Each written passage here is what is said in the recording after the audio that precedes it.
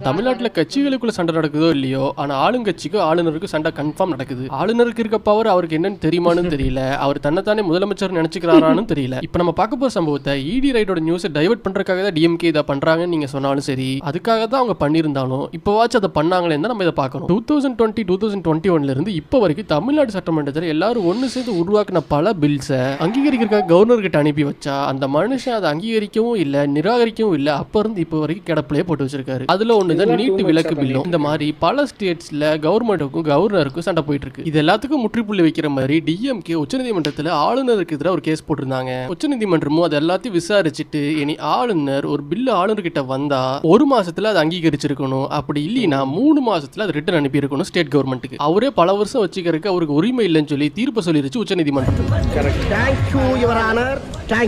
அது போக தமிழ்நாடு கவர்னர் ரவி அவர்கள் இத்தனை வருஷமா ஸ்டாப் பண்ணி வச்சிருந்த ஒரு 10 பில்ல அப்ரூவ் பண்ணிட்டாங்க ஸ்பெஷல் பவர் யூஸ் பண்ணி உச்சநீதிமன்றம். இது எந்த அளவுக்கு பெரிய விஷயம் ஒரு சிலருக்கு புரியலனா, இந்தியாவில் இருக்க மாநிலங்கள்ல இந்த ப்ராப்ளம் யாருக்காச்சும் இருந்தா தமிழ்நாடு எப்படி இதை கையாண்டுதோ இனி எல்லாருமே இதே ஃபாலோ பண்ணுவாங்க. அது போக தமிழ்நாடு கவர்மெண்ட் இதோட நிறுத்தாம டீலிமிட்டேஷனுக்கு எதிராக எல்லா மாநிலங்களையும் ஒன்றிணைச்சு ஒரு பெரிய எதிர்ப்பு தெரிவிக்கிறாங்க. இது எல்லாமே இடி ரைட மக்கள்கிட்ட இருந்து டைவர்ட் பண்றதுக்காக தான் இதை பண்றாங்கன்னு ஒரு சிலர் சொன்னா இப்போவாவது பண்றாங்களே தான் நம்ம இதை பார்க்கணும். I want to ask Mr. Excellency, when will you give clearance for ban the meat? Look, I will be the last man to give it clearance. Never, ever.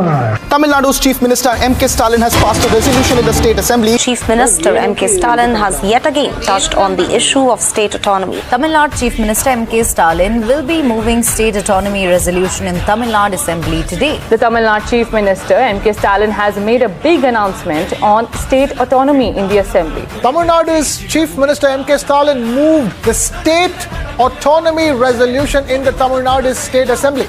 Tamil Nadu சட்டப்பேரவையில் 2வது முறையாக நிறைவேற்றப்பட்ட 10 மசோதாக்களை குடியரசுத் தலைவருக்கு ஆளுநர் ஆர் என் ரவி அனுப்பி வைத்தது சட்டவிரோதமானது என்று உச்சநீதிமன்றம் பரபரப்பு தீர்ப்பளித்துள்ளது. 10 மசோதாக்களுக்கும் ஒப்புதல் அளிப்பதாகவும் நீதிமன்றம் தெரிவித்துள்ளது.